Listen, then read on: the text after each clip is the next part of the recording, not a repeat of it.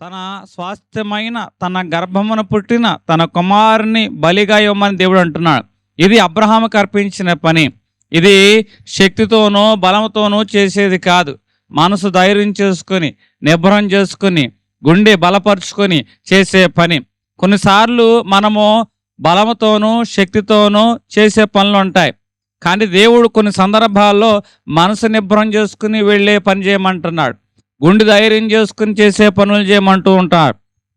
అంటే అయ్యా, ఇదైతే మానవ రీతికి అయితే జయించగలుగుతా, కానీ ఇది మనసుతో పోరాటం, ఇది గుండెకి సంబంధించిన ఆ యొక్క అనుభవాలు తో పోరాటం అని సహజంగా మనకు కనిపిస్తూ ఉంటుంది. అంటే కొన్ని ఎమోషన్స్తో మనము పని చేయాలంటే పని చేయలేము కొన్ని పరిస్థితుల మధ్య. అయితే దేవుడు అంటున్నాడు, నీ ఎమోషన్స్ ఎలాగున్నా, నీ భావోద్రేకాలు ఎలాగున్నా కూడా నువ్వు లేచి పని పూనుకోనుము అంటున్నాడు. అంటే దేవుడు ఆ స్వరం చెప్పాడంటే నీ భావోద్రేకాలు ఆయనకు తెలియని కాదు, నీ దుఃఖం ఆయనకు అర్థం కాలేదని కాదు, నీ కన్నీటిని ఆయన చూడలేదని కాదు. అట్లాగే నీ యొక్క బాధను మనుషులు చూడకపోయినా దేవుడు చూచాడు. కానీ నీకు అర్థం కావటల్లా ఈ భావోద్వేగమైన పరిస్థితుల మధ్య నేను ఎట్లా నా పనిని కొనసాగించగలను అనుకుంటావు. కానీ దేవుడు అంటున్న మాట, నీవు లేచి నీ పనిని పూనుకొనుము అంటున్నాడు. అబ్రహాము దేవుని యొక్క మాట చొప్పున, ఇది భావోద్వేగంతో కూడిన పని, గుండెను నిబ్బరం చేసుకునే కూడిన పని, మనసును రాయిలాగా చేసుకునే పని. అయినా సరే దేవుని మాట చొప్పున ఇక అబ్రహాం ఏం చేశాడంటే పని పూనుకోవడానికి సిద్ధపడ్డాడు, పని చేయడానికి కత్తెత్తాడు. ఇప్పుడు దేవుడు పిలిచాడంటే దాని అర్థం ఏంటంటే ముందుగానే అన్నిటినీ సిద్ధం చేశాడని అర్థం. అబ్రహాము కుమారుని బలి ఇమ్మన్నాడంటే అర్థము అబ్రహాము కుమారుడికి బదులుగా అక్కడ పొదలో దేవుడు దేన్ని సిద్ధపరిచాడు? పొట్టేలును సిద్ధపరిచాడు. అట్లాగే మన జీవితాల్లో కూడా దేవుడు అన్నిటినీ సిద్ధం చేస్తున్నవాడుగా ఉన్నాడు. దేవుడు అంటున్న మాట, అబ్రహాము చూసే లోపులోనే అక్కడ పరిష్కారాన్ని దేవుడు సిద్ధం చేసిన వాడుగా ఉన్నాడు. ఎస్తేరు రాసిన గ్రంథము 4వ అధ్యాయము 14వ వచనంలో చూసుకున్నట్లయితే ఇక్కడ ఎస్తేరు కనబడుచున్నది. ఈమె రాణిగా ఉండడము యాదృచ్ఛికం కాదు. దేవుడు ముందుగానే ఇశ్రాయేలు ప్రజలను రక్షించడానికి ఎస్తేరును అక్కడ ఏర్పాటు చేసిన వాడుగా కనబడుచున్నాడు. ఇక్కడ సమస్య రాకమునిపే దేవుడు పరిష్కారాన్ని ఎస్తేరు రూపంలో దేవుడు ఏర్పాటు చేసిన వాడుగా కనబడుచున్నాడు. అంటే ఇశ్రాయేలు ప్రజలకు హామాను ద్వారా ఒక సమస్య వస్తుంది. ఇప్పుడు 14వ వచనం చదువుదాం.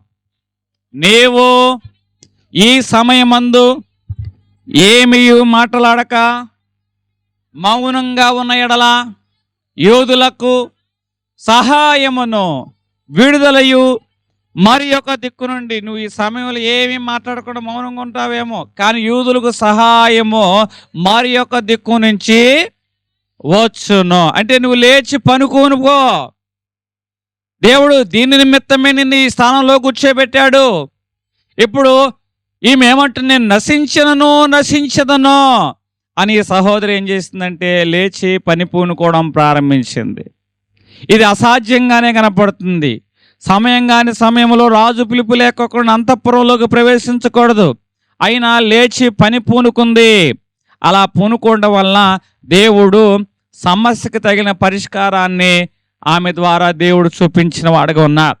ఈరోజు దేవుడు నీ జీవితంలో కూడా అంటున్నాడు, ఈ సమయంలో వెళ్ళి మాట్లాడితే పని జరగదేమో, ఈ సమయంలో నా శక్తి అంతటిది, నేను ఎంతటి వాడిని అని అనుకుంటా. కానీ దేవుడు ఎందుకు కూర్చోబెట్టాడు తెలుసా? దీని నిమిత్తమే నిన్ను ఆ ఇంటిలో కూర్చోబెట్టాడు, దీని నిమిత్తమే ఆ స్థానంలో నిలబెట్టాడు. నీవు వెళ్ళకపోతే నీకు బదులు యూదులకు ఇంకో ద్వారా సహాయం వస్తుందని మొర్దెకై హెచ్చరించినట్లుగా ఈరోజు నీవు చేయలేను అంటే నీ ద్వారా కాకపోతే ఇంకొకరి ద్వారా అయినా దేవుడు తన పనిని జరిగించుకుంటాడు. ఎస్తేరు లేచి నేను నశించుతను లేచి పని పూనుకుంది కాబట్టి అక్కడ పనులన్నీ కూడా ఏమైనవి దేవుడు సుగమం అనేది చేసిన వాడుగా ఉన్నాడు. నీ జీవితంలో కూడా దేవుడు సూటిగా మాట్లాడుచున్నాడు. దేవుడు తన పనులను సుగమమును చేయునుగాక. 1 రాజులు 17వ అధ్యాయం 6వ వచనంలో ఇక్కడ ఏలియాతో దేవుడు అంటున్నాడు, ఓ ఏలియా, నువ్వు లేచి అక్కడికి వెళ్ళి కెరీతు వాగు దగ్గరికి వెళ్ళమంటున్న వాడుగా ఉన్నాడు. అంటే ఈ ఏలియాను దేవుడు అంటున్నాడు, కెరీతు, అయ్యా నేను ఇంత ఘనమైన పరిచర్య చేస్తున్నాను, నేను నీ నామం కొరకు మహిమార్థంగా నిలబెడుతున్నాను, నీ నామాన్ని గొప్ప చేస్తున్నా, నన్నేమిటయ్యా కెరీతు వాగు దగ్గరికి వెళ్ళమంటున్నావు, అక్కడ ఏమున్నాయ్యా అని ఏలియా అనవచ్చు. కానీ దేవుని యొక్క మాట చొప్పున ఏలియా కెరీతు వాగైనా సరే ఆలోచన లేకోకుండా ముందుకెళ్ళాడు దేవుని మాట చొప్పున. దేవుడు ఒక్కోసారి మనల్ని పోషించడానికి ప్రకృతిని కూడా సహాయం తీసుకుంటూ ఉంటాడు, ప్రకృతిని శాసిస్తాడు, ప్రకృతి ద్వారా దేవుడు మనకు సహాయం అందిస్తాడు. దేవుడు సమస్త సృష్టిని ఒక నోటి మాట చేత కలగజేసిన దేవుడు ఆ సృష్టితో ఒక మాట చెప్పాడు, కెరీతు వాగు దగ్గర నా బిడ్డ ఉన్నాడు, కాబట్టి ఆ బిడ్డకు మీరేం చేయాలి, కాకోలమా మీరు ఉదయము మాంసమును, అస్తమయమున రొట్టెను మాంసమును, ఓ కాకోలమా, కాకులతో దేవుడు చెప్తున్నవాడుగా ఉన్నాడు, రొట్టెను మాంసమును అంటే ప్రకృతి ద్వారా ఊహించిన సహాయాన్ని దేవుడు ఆ యొక్క ఏలియాకు అందిస్తున్నాడు. అంటే దేవుని మాట చొప్పున అది వాగే, అక్కడ ఏ అనుకూలత అనుభవం లేదు, ఏ హోటలు లేదు, కానీ దేవుని మాట చొప్పున వెళ్ళావు, ఆ పనిని పూనుకున్నావు అన్నట్లయితే ఆశ్చర్యకరంగా దేవుడు నిన్ను పోషించును గాక. ఇక్కడ ఇంకొక సహోదరుడు కనబడుచున్నాడు. ఆ సహోదరుడు యోహాను సువార్త 6వ అధ్యాయము 9వ వచనంలో చూసుకున్నట్లయితే ఇక్కడ తింటాకేమైనా ఉన్నాయా, ఏమీ లేవు, ప్రార్థన చేసి పంపించండి అంటే ఈ చిన్న బాలుడు తన దగ్గర ఉన్న 5 రొట్టెలు 2 చిన్న చేపలు దేవుడికి ఇచ్చాడు. అంటే ఒక పని పూనుకున్నాడు, అది అసాధ్యము, అది జరగని పని, అది అందరికీ సరిపోదు, అయినా ఒక విశ్వాసంతో దేవుని యొక్క సన్నిధానంలోకి 5 రొట్టెలు 2 చిన్న చేపలు తీసుకొచ్చాడు. నిజముగా నీవు దేవుని సన్నిధానంలో విశ్వాసంతో కడుగుపెట్టినట్లయితే ఏం జరుగుతుందో తెలుసా, అక్కడ దేవుని సన్నిధానంలో ఉన్న ఎండిపోయిన కర్ర తెల్లవారుజామునికి చిగురించింది, ఆ పూత పూసింది, ఫలము గలదైంది. ఆ యొక్క బాదమ పండ్లు ఒక చెట్టులో చిగురు కనపడుతుంది, ఒక చెట్టులోనే అదే కొమ్మలో పూత కనపడుతుంది, అదే కొమ్మలో కాయలు కనపడుతున్నాయి, అదే కొమ్మలో పండ్లు కనపడుతున్నాయి. ఇది సహజమైన చర్య కాదు. అంటే పూత ఒకటే సమయము, చిగురు ఒకటే సమయము, కాయ ఒకటే సమయము, పండు ఒకటే సమయము. ఇది ఏ చెట్టుకు సహజంగా జరిగేటువంటి చర్య కాదు. ఈరోజు దేవుని సన్నిధానంలో నువ్వు ఊహించినటువంటి కార్యాలు జరగడానికి దేవుడు సిద్ధం చేసిన వాడుగా ఉన్నాడు. అక్కడ ఎండిపోయిన కర్రను దేవుడు చిగురింపజేసినప్పుడు, దేవుని సన్నిధానంలోకి 5 రొట్టెలు 2 చిన్న చేపలని చిన్న బాలుడు తీసుకొచ్చినప్పుడు ఏం జరిగిందంటే పని పూనుకున్నాడు. ఏదైనా ఇది జరుగుతుంది దేవుని నామను బట్టి. అవి విస్తరించబడ్డాయి, కృతజ్ఞతాస్తుతులు చెల్లించబడ్డాయి, విరవబడ్డాయి, అందరికీ పంచబడ్డాయి. పంచబడగా ఇంకా 12 గంపలు ఎత్తబడ్డాయి. ఈరోజు దేవుని సన్నిధానంలో ఉన్న నీతో దేవుడు మాట్లాడుచున్నాడు. నీ దగ్గర ఉన్నది చిన్నదే, కానీ దేవుడు దాన్ని అద్భుతంగా విరస్తాడు, అనేక మందికి ఆశీర్వాదం చేస్తాడు, ఇంకా మిగులు అనుభవంలోనికి దేవుడు తీసుకొస్తాడు. అంటే చిన్న బాలుడు అనేక మంది నిమిత్తము పని పూనుకున్నవాడుగా ఉన్నాడు. ఆ పని ఏం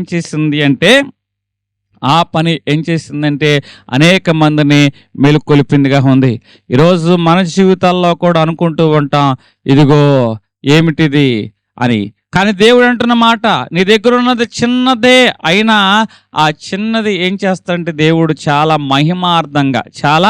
మహిమార్థంగా దేవుడు ఉపయోగించేవాడుగా ఉంటాడు. ఎందుకంటే ఒక చిన్న బాలుడు వచ్చే సమయంలో ఏం చేశాడంటే ఒక చిన్న కాలుగొడ్డను తీసుకొచ్చాడు, అంటే కాళ్ళు తుడుచుకొని తీసుకొచ్చాడు. మందిరం ఎంతో సుందరంగా ఉంది, నేను చేసే పని ఎంతటి పని, నేను ఇచ్చేది ఎంతటిది అని అనుకుంటున్నారు. ఎన్ని లక్షల రూపాయలు పెట్టి మందిరం కట్టినా కూడా ఆ మందిరం శుభ్రంగా ఉండాలంటే ఆ పాదాలు ఏమవ్వాలటండి, కడగబడాలి. కడగబడిన పాదాలు తొడవబడకపోతే ఉపయోగం అనేది లేదు. కానీ చిన్న పనే, కానీ అనేక మంది యొక్క పాదాలు అది తొడబడడానికి ఉపయోగపడింది. ఈరోజు దేవుడు సూటిగా నీతోనే మాట్లాడుచున్న వాడిగా ఉన్నాడు. నువ్వు చేసేది చిన్నదైనా కూడా దేవుడు దాన్ని వినియోగంగా, అది అద్భుతంగా అనేక మంది జనానికి ప్రయోజనకరంగా మార్చునుగాక. హల్లెలూయా.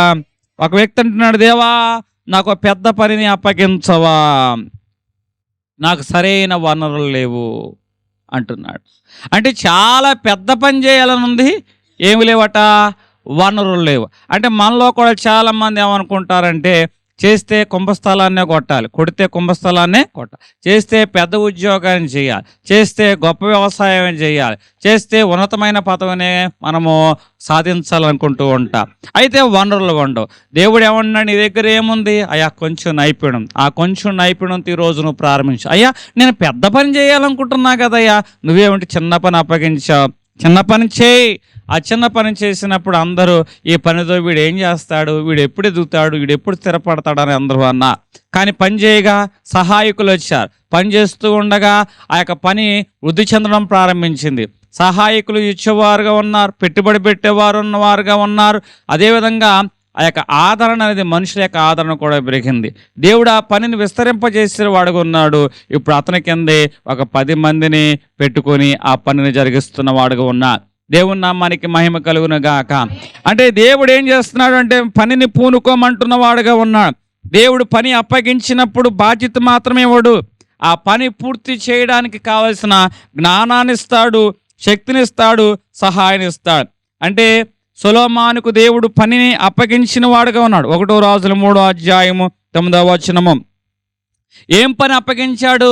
చిన్న వయసులోనే అతడు ఇశ్రాయేల్ ప్రజల మీదకి రాజుగా అంటే దేవుడు నీకు పని అప్పగించాడంటే దాని అర్థం నేను ఊరినే వదిలిపెట్టాడని కాదు, ముందుగానే సిద్ధం చేశాడు. అంటే ప్రజలను పరిపాలించడానికి కావాల్సిన జ్ఞానం నీకు ఇస్తూ ఉంటాడు. అయ్యా నా జ్ఞానం ఇమ్మన్నప్పుడు సొలొమోనుకు జ్ఞానం ఇచ్చాడు. అంటే ఆ జ్ఞానంతోనే ఒక పసిబిడ్డ నిమిత్తము 2 తల్లులు పోట్లాడుకుంటున్నారు. ఈ బిడ్డ నా బిడ్డ అంటే నా బిడ్డ, నా బిడ్డ, చచ్చిన బిడ్డ నీ బిడ్డ, బతుకున్న బిడ్డ నా బిడ్డ అని ప్రతి తల్లి అంటుంది. అయితే ఈ సమస్యను ఎట్లా పరిష్కరించాలి? పసిగుడ్డు, ఎవరు గుర్తుపట్టలేరు. అయితే రాజు జ్ఞానంతో బతుకున్న బిడ్డను 2 ముక్కలు చేయండి, 2 ముక్కలు చేయండి అనగానే ఒక తల్లి అంది, అది నాకు ఇష్టమే, అది నాకు ఇష్టమే. కానీ కన్నపేగ అంటుంది, ఇదిగో నా బిడ్డ నాకు దక్కకపోయినా బాధలా, ఆ బిడ్డ బతుకుంటే చాలు అని ఆ తల్లి అన్నప్పుడు నిజమైన తల్లి ఎవరో రాజు గమనించి ఆ రాజు ఆ తల్లికి ఆ బిడ్డను అప్పగించాడు. అంటే దేవుడు చిన్న వయసులోనే సొలొమోను రాజుగా చేశాడు. రాజుగా చేసిన సొలొమోనుకు తగిన జ్ఞానం ఇవ్వలేదా? షేబా దేశపు రాణి 2 పువ్వులు తీసుకొచ్చింది. నీ జ్ఞానం గురించి అందరూ గొప్పగా చెప్పుకుంటున్నారు. ఏది నీ జ్ఞానం ఏదో ప్రదర్శించు, వీటిలో స్వచ్ఛమైన పువ్వు ఏదో, ప్లాస్టిక్ పువ్వు ఏదో. అప్పటికే ప్లాస్టిక్ పువ్వు ఉన్నాయటండి. ఏది ఆ ప్లాస్టిక్ పువ్వు కనిపెట్టు అని 2 గుర్తుపట్టలేనంతగా ఆమె తయారు చేసుకొచ్చింది. రాజు గమనించాడు. 9 వచ్చి ఆ మకరందం మీద వాలింది.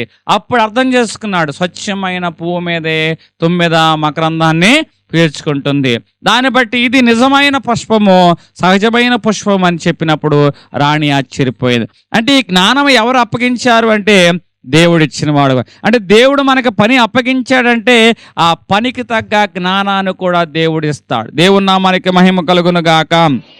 ఇక్కడ 2వ అనుభవము, దేవుడు మనకి పని అప్పగించాడు. అంటే అప్పగించిన పనిలో చాలా భారం ఉంది, చాలా సమస్యలు ఉన్నాయి, ఇవి మన శక్తికి మించినవి. అయితే దేవుడు నీకు పని అప్పగించాడంటే నీ ఎదుట ఫరో లాంటి వాడు ఉంటాడు. ఓ మోషే, నువ్వు వెళ్ళి ఫరోతో మాట్లాడు అంటే నేను నత్తివాడిని, నోటి మాంజ్యము కలిగిన వాడిని, పిరికివాడిని అని మోషే మాట్లాడుచున్నవాడుగా ఉన్నాడు. కానీ దేవుడు మోషేకి ఒక పని అప్పగించిన వాడుగా ఉన్నాడు. ఆ పనిని అప్పగించిన దేవుడే మోషేని బలపరుస్తున్నాడు. ఆ పని అప్పగించిన దేవుడే మోషేకి సహకారిగా అహరోను ఏర్పాటు చేసిన వాడుగా కనపడుచున్నా. ఈరోజు దేవుడు నీకు ఒక పనిని అప్పగించాడు అంటే ఆ పనిని జరిగించడానికి, ఆ సమస్యను ఎదిరించడానికి దేవుడు నీకు సహకారులు పంపించునుగాక. ఆ రోజు మోషేకి అహరోనును సహకారిగా పంపించినట్లుగా ఈరోజు దేవుడు నీకు అప్పగించిన పనికి సహకారులు దేవుడు పంపించునుగాక. ఇక్కడ పని అప్పగించాడు. మొదటిగా పని అప్పగించినప్పుడు దేవుడు మనకు జ్ఞానాన్ని ఇస్తాడు. పని అప్పగించినప్పుడు సమస్యను ఎదుర్కొనే శక్తిని, ఆ శక్తి కోసం సహకారాలు అందిస్తాడు. పని అప్పగించినప్పుడు ఏం జరుగుతుందంటే భయాన్ని, అంటే మనకి భయం అనేది వస్తూ ఉంటుంది. ఆ భయాన్ని జయించే శక్తి కానీ ధైర్యం కానీ దేవుడు మనకి ఇచ్చేవాడుగా ఉంటా.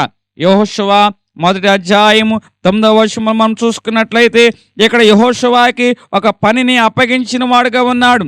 అప్పుడు 1 ధైర్యంగా ఉండు, భయపడకు, నేను నీతో పాటు ఉన్నాను అంటున్నాడు. అంటే దేవుడు పని అప్పగించాడు మోషే తర్వాత యెహోషువకి. అంటే ధైర్యము చెడిన వాడిగా ఉన్నాడు, భయం ఏలుబడి చేస్తుంది. కానీ దేవుడు ఏం చేస్తున్నాడు? అతని ధైర్యపరుస్తున్న వాడుగా ఉన్నాడు. మోషేకు తోడైనట్లు నేను నీకు తోడై ఉంటా. అంటే గొలియాతును సంహరించే పని దేవుడు దావీదుకి అప్పగించినప్పుడు దావీదుకు దేవుడు ధైర్యం ఇచ్చిన వాడుగా ఉన్నా. దేవుడు నాకు తోడై ఉన్నాడు అన్న ధైర్యం చేత ఆ యొక్క గొలియాతును ఎదుర్కొన్న వాడుగా ఉన్నా. అంటే దేవుడు లేచి నువ్వు పని పూనుకో అని అంటున్నాడు. అంటే దాని అర్థము ఏంటో తెలుసా? ఆ పని చేయడానికి కావలసిన జ్ఞానం ఇస్తాడు, ఆ సమస్యను జయించడానికి కావలసిన సహకారాలు ఇస్తాడు. అదే విధముగా ఆ భయాన్ని జయించే శక్తిని, ధైర్యాన్ని దేవుడు మనకు అనుగ్రహిస్తూ ఉంటాడు. ఒక పిలుపులో ఏం చేస్తున్నాడంటే దేవుడు మన బలహీనతను చూస్తున్నాడు, సహకారులు పంపిస్తున్నవాడుగా ఉన్నాడు, భయాన్ని జయించే శక్తిని ఇస్తున్నవాడుగా ఉన్నాడు. ఈరోజు దేవుడు సూటిగా నీతోనే మాట్లాడుచున్నాడు. పని పూనుకొనుము. ఏం చేయమంటున్నాడు? పని పూనుకొనుము. అంటే నీ జీవితంలో కూడా ఏదో విషయాలు ఇంకా సందిగ్ధంలో ఉన్నాం, ముందుకు వెనక్కి ఉన్నా, ఏం చేయలేక నీవు సెంటర్ పాయింట్లో ఉన్నావు, 2 దారుల మయానున్నా. అయితే దేవుడు అంటున్న మాట పని పూనుకం. 22:16 మనం లేచి ఏం చేయాలంటున్నాడు? పని చేయడం ప్రారంభించాలి. అంటే మనము ఒక పర్ఫెక్ట్ టైం కోసం చూస్తూ ఉంటాం, అంటే పర్ఫెక్ట్ సిచ్యువేషన్ కోసం చూస్తూ ఉంటాం. అంటే సరి అయిన సందర్భము, సరి అయిన సమయము, సరి అయిన సామర్థ్యము కోసం మనము ఎదురు చూస్తూ ఉంటాం. ఇప్పుడు మనం మొదలు పెట్టవచ్చు, ఇప్పుడు మనం ప్రారంభించవచ్చు, ఇప్పుడు మనం ముందుకెళ్ళవచ్చు అంటే. కానీ దేవుడు ఏమన్నాడు? లేచి పని పూనుకో అంటున్నాడు. అంటే ఈ శిష్యులైన వారు సముద్రంలో ప్రయాణం చేస్తున్నప్పుడు, అలలు వచ్చినప్పుడు దేవుడు వారిని రక్షించడానికి వచ్చాడు. అలా రక్షించడానికి వచ్చినప్పుడు ఏం జరిగిందో తెలుసా? అప్పుడు దేవుడు అంటున్న మాట ఇదిగో ఇదిగో అయ్యా నీవే అయితే నేను కూడా నీళ్ళ మీద నడుస్తానంటున్నాడు. ఇక్కడ అద్భుతం జరిగింది. ఎప్పుడు? పడవలో ఉన్నప్పుడు కాదు, పేతురు నీళ్ళ మీద నడిచినప్పుడే నిజమైన అద్భుతం కనబడింది. అంటే నీ జీవితంలో అద్భుతాలు జరగాలంటే దాని అర్థం పడవలో ఉన్నప్పుడు అద్భుతాలు జరగవు. పడవలో ఉన్న చాలామంది సౌకర్యముగా ఉన్న స్థలంలో కూర్చొని నీకేంట్రా కడుపు నిండున్నా, నీకేంట్రా అన్నీ ఉన్నాయి, అన్ని ఏ మాట ఎన్నో మాట్లాడతావు అంటూ ఉంటారు. అంటే మనం సౌకర్యంలో ఉన్నప్పుడు అద్భుతాలు జరగవు, సౌకర్యాన్ని వదిలినప్పుడే అద్భుతాలు జరుగుతాయి. 12 సంవత్సరాల రక్తస్రావం కలిగిన స్త్రీ సౌకర్యములు ఉన్నప్పుడు అద్భుతం జరగలేదు. సౌకర్యాన్ని విడిచిపెట్టినప్పుడు మాత్రమే, ఆ వస్త్రాన్ని ముట్టుకున్నప్పుడు మాత్రమే అద్భుతం జరిగింది. అట్లాగే ఓడలో ఉన్నప్పుడు అక్కడ అద్భుతం చూడలేదు పేతురు. ఓడ దిగినప్పుడు మాత్రమే, నీటి మీద నడిచినప్పుడు మాత్రమే అక్కడ అద్భుతం మంది జనులైన వారు కనపడుతుంది. అంటే దేవుడు మనల్ని పన్ను పూనుకోమన్నప్పుడు మనం మన సౌకర్యాన్ని విడిచి అడుగు ముందుకు వేస్తేనే అద్భుతాలు అనేవి చూడగలుగుతూ ఉంటాం. నెహెమ్యా రాసిన గ్రంథము 2వ అధ్యాయము 18వ వచనములో ఇక్కడ నెహెమ్యాతో దేవుడు అంటున్నాడు, గోడ కట్టడం ప్రారంభించు. అయా యెరూషలేము గోడలు పూనైపోయినవి. అయితే ఏది ఏమైనా కూడా ఇది ఎట్లా సాధ్యము, ఇది నా వల్ల ఎట్లా అవుతుంది? అయినా సరే ఒక్కడగానే పని ప్రారంభించాడు. ఆ పని అనేక మందిని ఆకర్షించింది. ఆ నెహెమ్యాతో పాటు మిగతా వారు కూడా పని చేయడానికి వచ్చారు. ఇప్పుడు ఒక్కడగా ప్రారంభించిన పని ఏమైందంటే కుటుంబానికి కొంత పనిని అప్పగించాడు. ఇదిగో మీ కుటుంబం అంతా ఇక్కడి నుంచి ఇక్కడి వరకు గోడ కట్టే పని మీదే, శత్రువులతో పోరాడే పని మీదే, గోడ రక్షణ మీదే అని ప్రతి కుటుంబం, అంటే ఒక్కడగా ప్రారంభించిన పని అనేకమైన కుటుంబాలను ఆకర్షించింది.